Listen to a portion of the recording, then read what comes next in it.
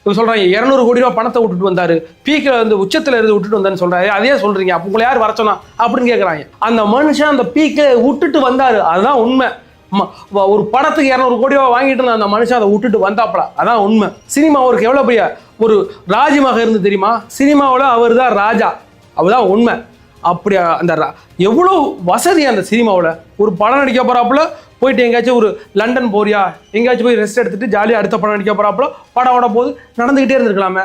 அந்த மனுஷன் அதை அப்படி உதறிட்டு, நான் அரசியலுக்கு வரேன், அரசியலில் வந்தால் நீ என்ன பண்ணுன்னு எனக்கு தெரியும், அது எல்லாத்தையும் நான் சகிச்சுக்கிறேன் அப்படின்ட்டு வந்தாருன்னா அந்த விஷயத்தை எடுத்து பற்றி பேசுறது எனக்கு என்ன வச்சுக்கிறேன். 200 கோடி ரூபா பணத்தை விட்டுட்டு வந்தாரியா, அதை நாங்கள் சொல்லிக்கிட்டே இருப்போம்.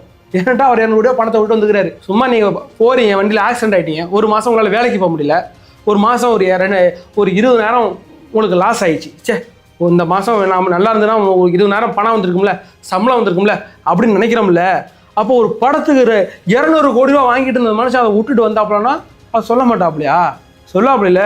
இப்போ ஒரு எக்ஸாம்பிளுக்கு சொல்கிறோம், நீங்கள் ஒரு வீட்டில் இருக்கிறீங்க, ஒரு 30 வருஷமா அந்த வீட்டில் வாடகை வீட்டில் தான் இருக்கிறீங்க, அது பேர் புது வீடு நீங்கள் வாங்க போயிட்டீங்க, அந்த வீட்டை விட்டுட்டு போகிறீங்க. அப்போ 30 வருஷமா அந்த வாழ்ந்த வீடு உங்களுக்கு எவ்வளோ கம்ஃபர்டபுளாக இருக்கும். அதே டாய்லெட்டு, இந்த கிச்சனு, கீழே காய்கறி கடை இருக்கும், ஜவுளி கடை இருக்கும், நீங்கள் என்ன வேணாலும் அந்த வீட்டு கீழே இறங்கலாம் வாங்கிக்கலாம். இன்னொரு புது வீட்டுக்கு போகிறீங்க, அந்த வீடு வேற மாதிரி இருக்குது போல, அவ்வளோ கஷ்டப்படுத்துறாங்க கூட உள்ளவங்களாம். ஆனால் அந்த வீட்டுக்கு போகும்போது அந்த வீடே நல்ல வீடாக இருந்திருக்கு அப்படின்னு நீங்கள் நினைப்பீங்கல்ல. ஆனால் அப்படிப்பட்ட வீட்டை விட்டு அந்த வீட்டுக்கு போகிற மாதிரி தான் விஜய் அவர்கள் ஒரு சினிமாங்கிற ஒரு நல்ல ஒரு இடத்த விட்டுட்டு அரசியலுக்கு வந்தால் இன்னைக்கு அந்த மனுஷனை அடிச்சு துவம்சம் பண்ணிட்டு இருக்கிறாங்க.